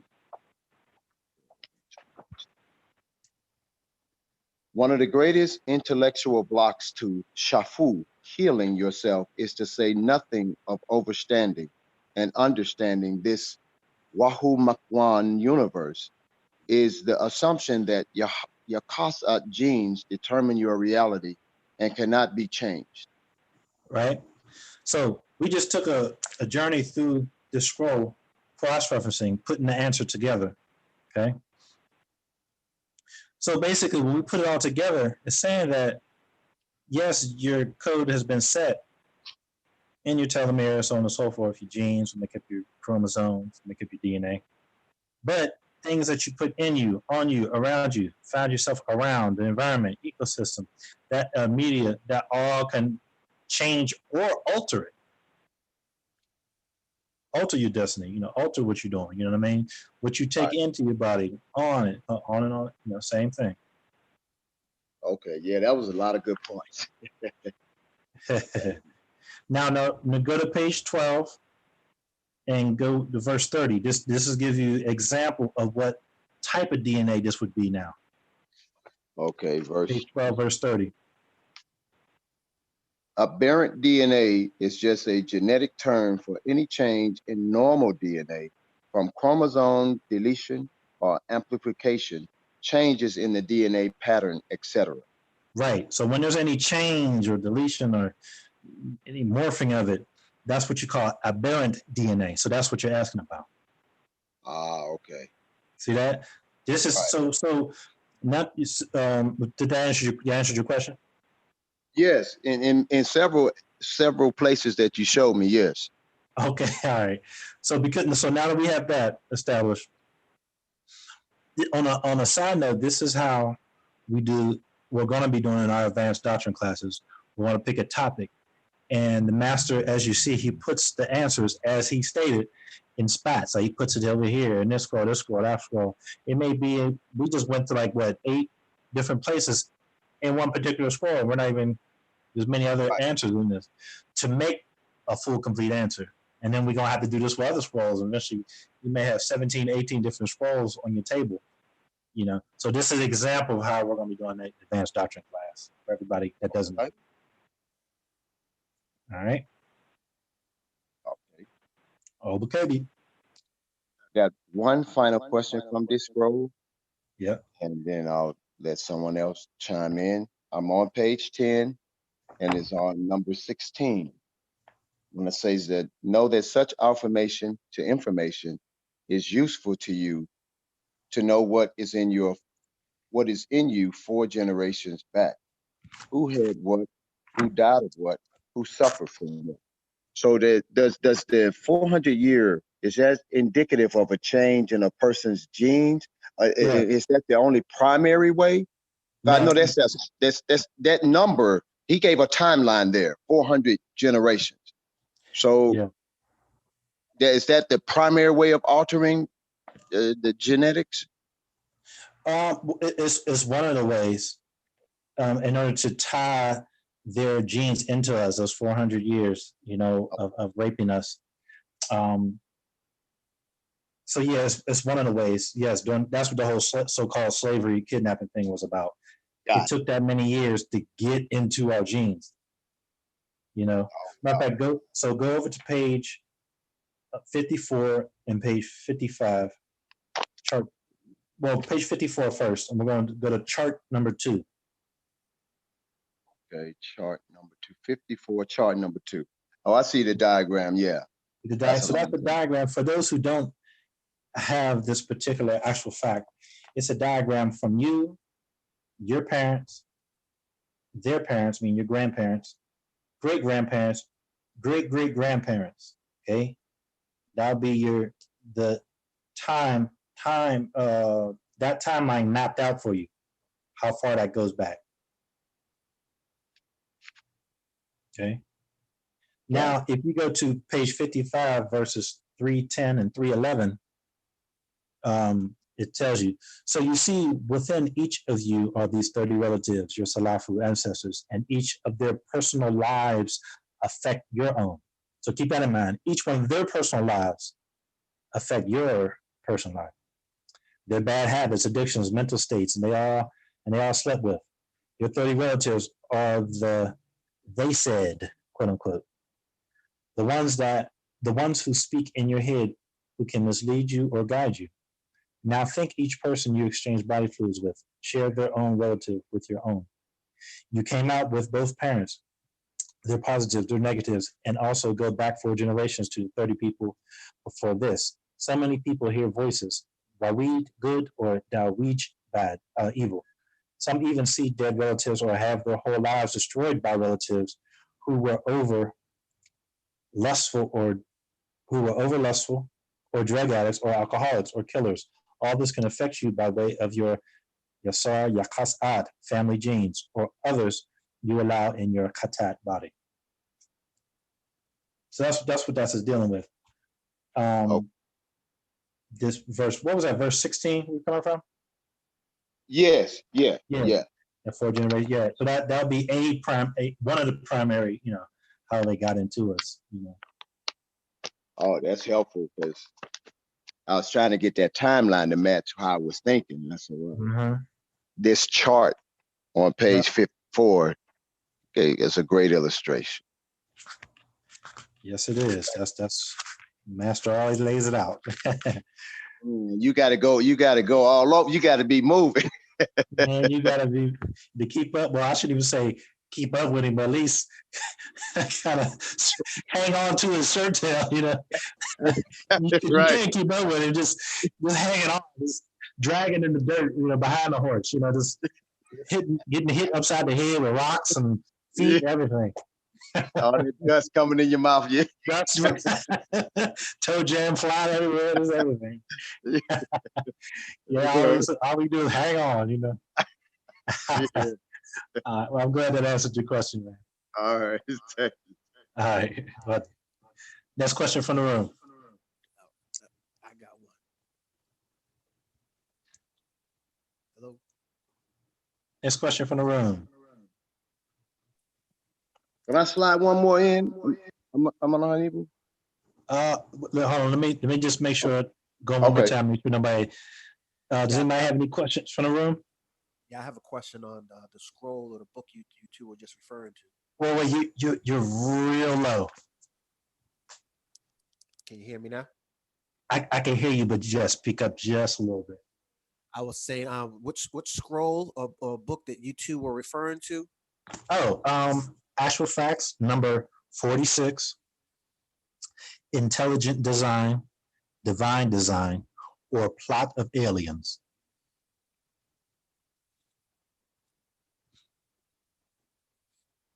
Got it? You said intelligent design, and what's the other part? Yeah, intelligent design, divine design, or plot of aliens. It's number 46. Okay, got it. All right, I'm ready for my second question. All right, go ahead. You got to speak up just a little bit, brother. I'm looking at my potential in mind scrolls. Oh, yeah. And I've noticed for each scroll chapter, there's a numerical equation. I'm sure the master teacher is not going to just lay it out just for anybody to break down that meaning, but I was hoping such as on page 21 of the potential scroll. Scroll 3, state, utilize your potential, don't waste it. Then you have 19 times 3 equals 57. Where can I go forth in as many written documents? Can I break down the numerical language of that? Oh, well, one thing, it's the same thing. You said 19 times 3 equals 57? Yes. Okay, the same 19 times 3 equals 57. If you go to the Holy Tablets, chapter 5, tablet 8, it's called the enclosed garden. That's also 19 times 3 equals 57. That means that there's 57, total of 57 verses, okay? Like the total, like after the equal sign. Whatever that total is, that's the number of verses within that tablet, okay?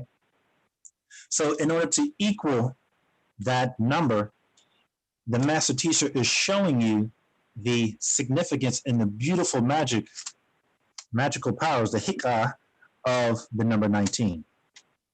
So I'll say it in another way. 19 times 3 equals 57. 57 is the total number of verses, right? You got that? Yes. Okay.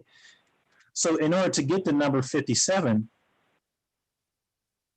using that magical number that we're aligned with, because, you know, we're from the 19th galaxy, you know, the Riskians, 19th attribute, you know, the 19. Our calendar is based off of 19 months, 19 this, on and on and on. Our elder is the 19th elder. So to keep in line with the number 19, this proves that you can go 19 times 3 and get that total. That's how you get that total, by using the number 19. Okay. To get back in line with the sun and nature, our calendar, our sundial, our clock, everything is based off of the number 19. And that represents the 19th galaxy, Ma'alan or Ilion. That makes sense? Yes. Okay, so just write this down real quick so you could give it, so you can see the other example I'm giving you. I'm relaying to you. I'm sorry. Holy Tablets, chapter 5, which is called Gan, the enclosed garden. Okay. And it's tablet 8, and you'll see it's called the patience or patience. 19 times 3 equals 57. So that's what it's doing. It's a formula by using number 19 to get the total number of verses that you're reading.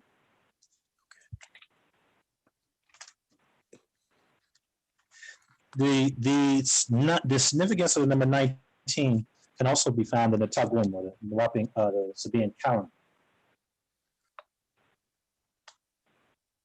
It talks about the number 19. And that can be found on page 10 of our calendar, 10 and 11. You said on which pamphlet? It's called the Nuwabian calendar. Okay. Scroll number 200, page 10 and 11. Well, actually, it starts on page 8.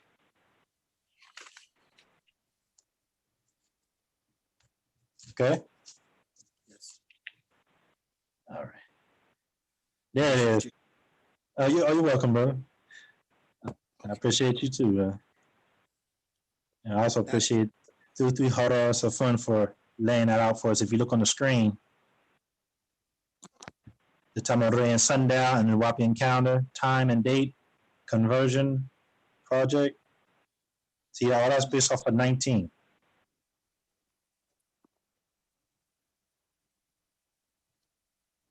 Mm-hmm.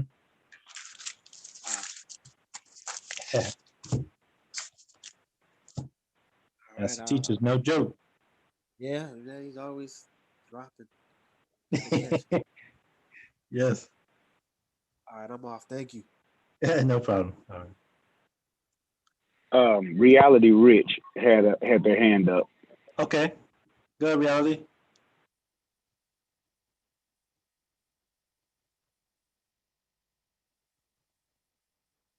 Question. Reality. I think I accidentally pressed it. That's okay. Go ahead. I don't have a question. Oh, you don't have a question? Okay. Yeah, I don't have a question this time. Yeah, I think I just pressed the button by accident. Yeah, that's okay. Sorry. That's all right. Next question from the room. Yeah, I got one. Okay, I'm unable. Oh, I'm sorry. Go ahead. Whoever was first. Go ahead. That person can go. They go ahead, whoever that is. Okay. No, this is the Djahutwy. I saw some raised. If you don't have a question, lower your hand because I see Okay, his hands yeah. up too. I'm sorry about that. I got jumped though. The Djahutwy getting on me. I'm sorry. Okay, let me get my hand down real fast. Oh, the Djahutwy, come over here. Wait a minute. Next question from the room. Y'all crazy. Well, I do have one question while I'm on there. I better keep my hand. You might as well go ahead since you. Nobody goes. I want to know if that's all right with the Djahutwy, man. Man, do your thing, man. Go ahead and ask your question. Okay. Oh, man. Okay. In the Sabian News, edition number 1, that we got, I think it's like our newsletter. You have that one on, Amun Aha Nebu? Sabian News. Yeah, it's a it looks like a newsletter. It's like it's got it's in the background is black. It's dated May 8th, 2019, edition 1. Who is Malachi York and why you should know him? There's a picture of the pyramid from the land. Okay. I got it, and I was, and I read through it, and in the back, it's not listed by pages, but I'm trying to go. There's 1, 2, 3, 4, 5, 6. Was it from the website, the Sabian website? It may be, but you can also get it. I got it from the bookstore up there in New York, as well as the iBest store that Sister Tabajat had mentioned on one of our calls, and they posted on their website where you can buy it. Okay, I don't think I got that. But go ahead with your question. I did have a question, and I don't know if we, when a master teacher would be weaning people off, don't eat this at this time, get away from that, et cetera, et cetera. But it has in here, at the top of this page, it's dealing with food. Yeah. And I'm going to read it where it says, there are many to this list, also the best times to eat and what not to eat, what not to. Do not eat solid food before 9 a.m. or after 9 p.m. Do not eat blood meats. Avoid all unnatural sweets in excess. Now it gives in here that we can eat chicken, hens, duck, ostrich, and turkey, basically all fowl. We do not eat bovine because it is blood meat. And the bovine are sacred to us as the ibex buffalo, apis bull. Yes. And what is that saying? Because I know that we eat, those things that we used to eat all the time, the Guardian, like I guess the so-called fake meat, that fish, that type of stuff. Is that, I guess, would say passable to be eating? Yes, because it's not meat. You're talking about the vegan, vegetarian patties and stuff like that. The vegan fish and chicken. Yeah, that's not actual meat, animal meat. That's made out of pea protein and whey and different things like that, and grains and stuff like that. Just how back in the day when the bodybuilding protein, people who work out like ski or dance or run, except football, they used to have whey protein. They found out whey is not really good for you, so now they came up with the same type of protein powder, but it's made out of peas because pea protein is real nutritious. So they have pea protein. So now you're not taking so much of the toxicant. You're now eating dried up vegetable protein. So that's what you're eating when you're eating that stuff. Okay. But I would just say, just be careful because you have companies like Morningstar. It's considered vegetarian, but it has eggs in it. So if you want to eat dairy, you gotta be careful. So right. But if you check all of I know what you're talking about now, by the way. Thank you for reading that. If you go throughout the updates from today going all the way back to early 2000s, there's a pattern.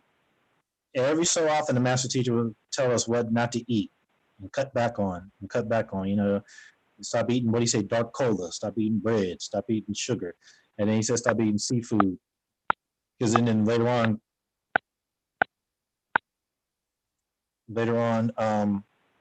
fish were found out having cancer in it. And so, and he was saying one time, I never forget, I heard him saying that if you just follow what he, as far as the diet goes, it helps make it easier transition when the transformation process happens. It'll make it easier for you.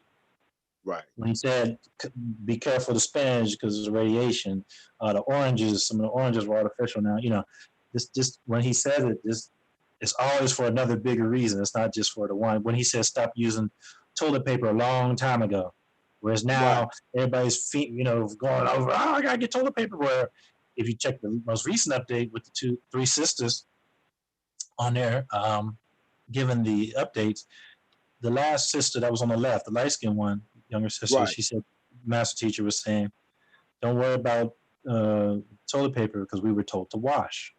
That's right. Anyway, so that was years ago. I mean, not just 1 or 2 years ago. That was years ago he said that. So if you did it back then, a lot of this stuff now shouldn't be a threat to you. I'm not saying to you in general, but it shouldn't be a worry, You should maybe, of course, get you a face mask, but besides that, we all should be washing our hands and taking our shoes off outside of our doors and, wiping ourselves properly with the proper thing. We already do that, Right. Okay. Yep. I had to get some clarity on that. Yeah. Somebody asked, is this from Imak Ashu Sakham? He said, 9 mind principle question. Where can I get the visual depiction of the Nathoru for visualization? Oh, you can go on YouTube. You could go on Google. Click on images. There's tons of our pictures on there. Yeah, you go right on Google or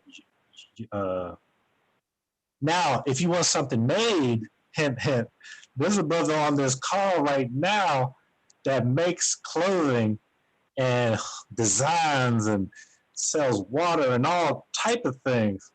I forget this brother's name, but he got a bald head in his picture right now with a big old smile, and he's standing in front of a AEO prayer rug. I wonder who that is.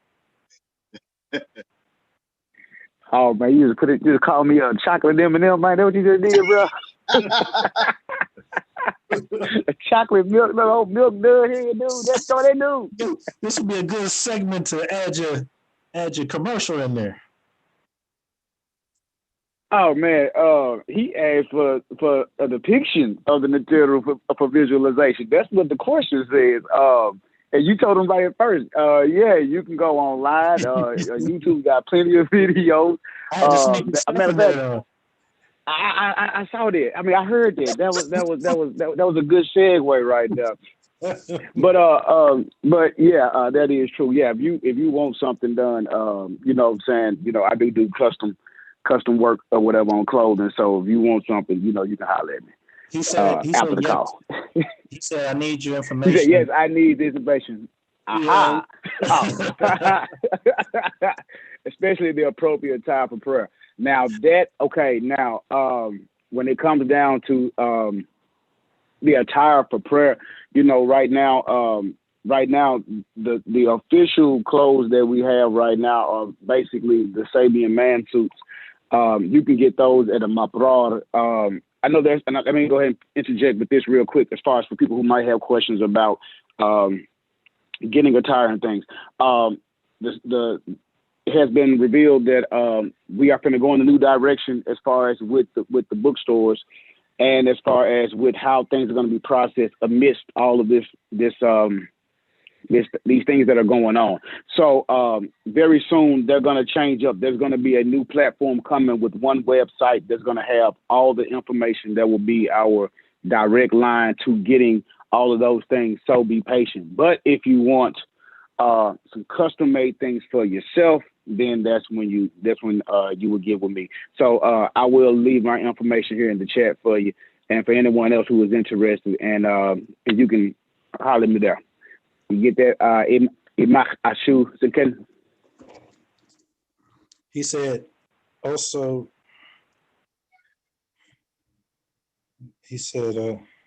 okay, he said how about the attire for the sacred orders? Okay, again, as we have been informed, there's some reorganization going on. There's a lot of updating going on. Matter of fact, that was one question on the tribal call that did get answered because people were asking about AEO updates.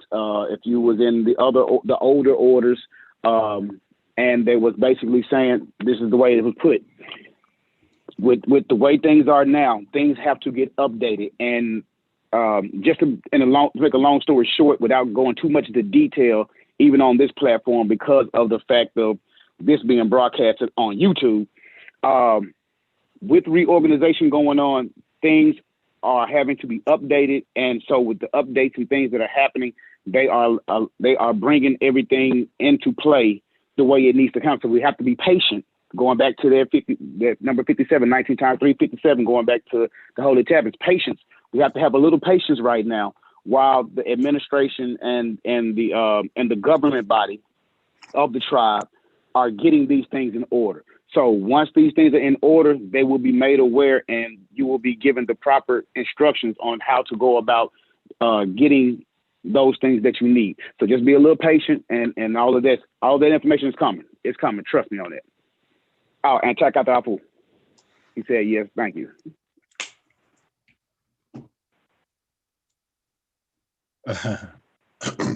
He said, gotcha, I'm patient. Huawei, good Zamal.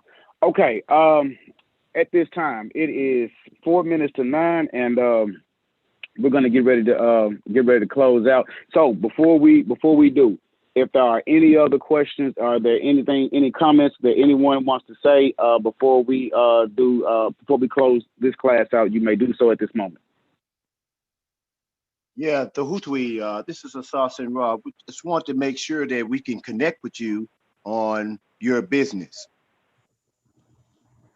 I just put my number in the chat. Oh, you calling? Okay. If you want to connect with me, I forgot, everybody's not there.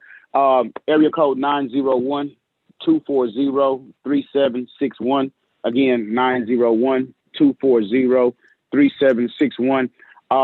My website is down right now. So for those who have tried to go to unitedservices.online, it's down right now. I'm restructuring it. So it'll be back up probably within another 30 days. I'm getting some things worked out on that. But you can always call me here in Memphis, 901-240-3761, or shoot me a text and you can reach out to me like that. That's good, brother? Yeah, that's good. Thank you. Okay. All right, and check out that food. Are there any other questions or comments before we get ready to end class?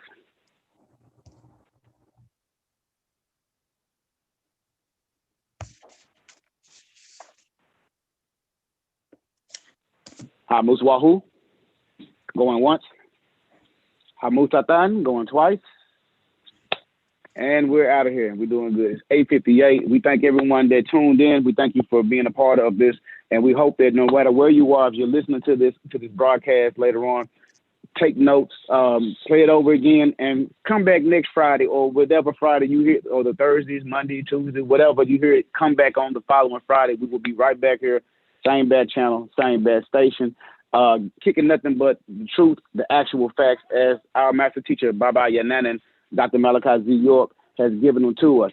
And with that, Brother Amun Aha Nebu, thank you again. You always come on, you always bring it.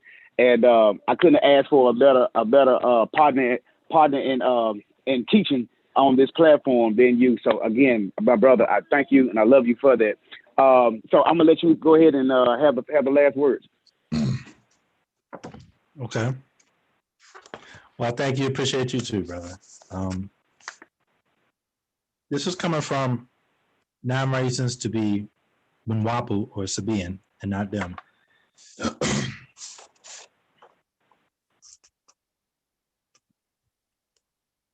And this is reason number 3, problems, creation versus evolution. And I'm not going to read the whole thing. I noticed a pattern with a lot of the classes that we've been holding. And a lot of it has to deal with, goes back to extraterrestrials, genes, genetics. Yes, there it goes right there. Go up a little bit. Yeah, keep on going up a little bit. Yeah, that next paragraph. Well, go down. I'm sorry, there you go. I'm saying the wrong direction. You go down, down, down. Okay, maybe like in the middle of that.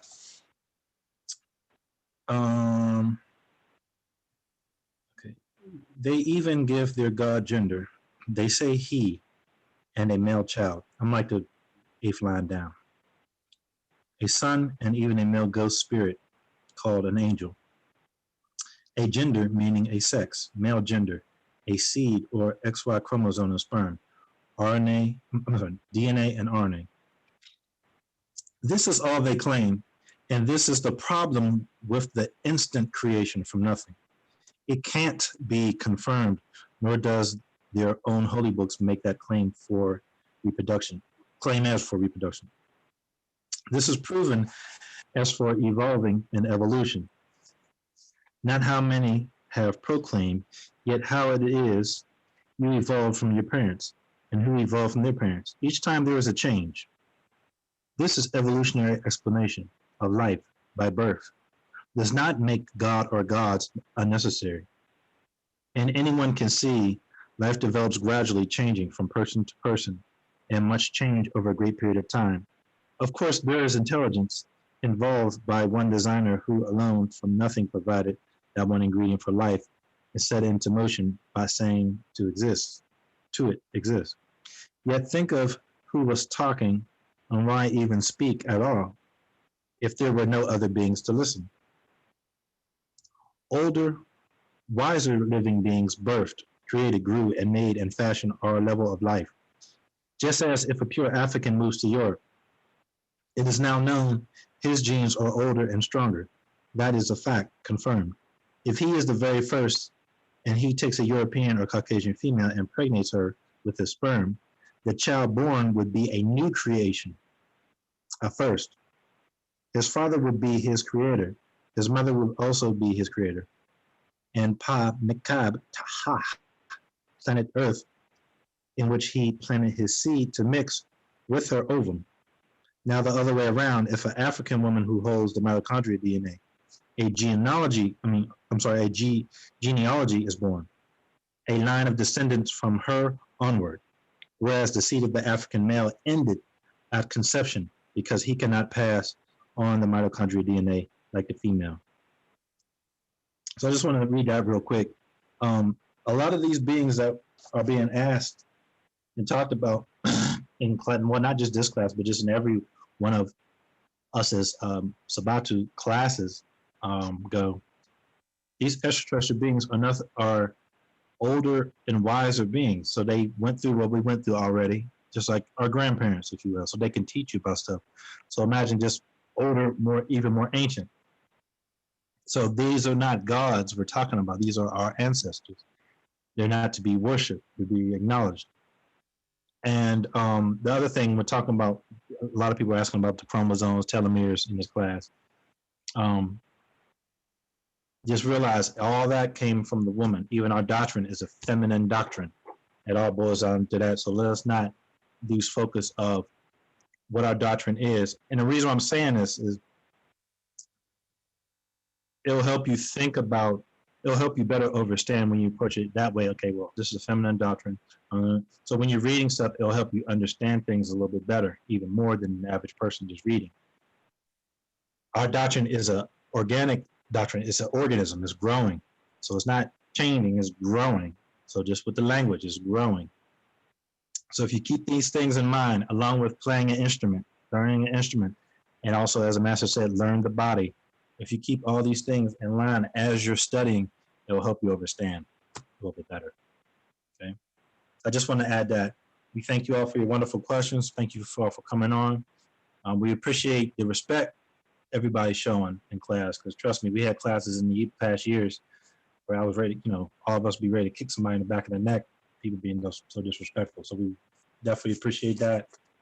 And that's it for me, Djahutwy. Safun, if you have anything else. No. All I want to say to everyone is enjoy your shadow hour, and we look forward to y'all joining us on the next call next Friday. Travel safe. Travel light as light if you're traveling light. And everyone, have a good evening. Wadu. Wadu. Wadu. Wadu.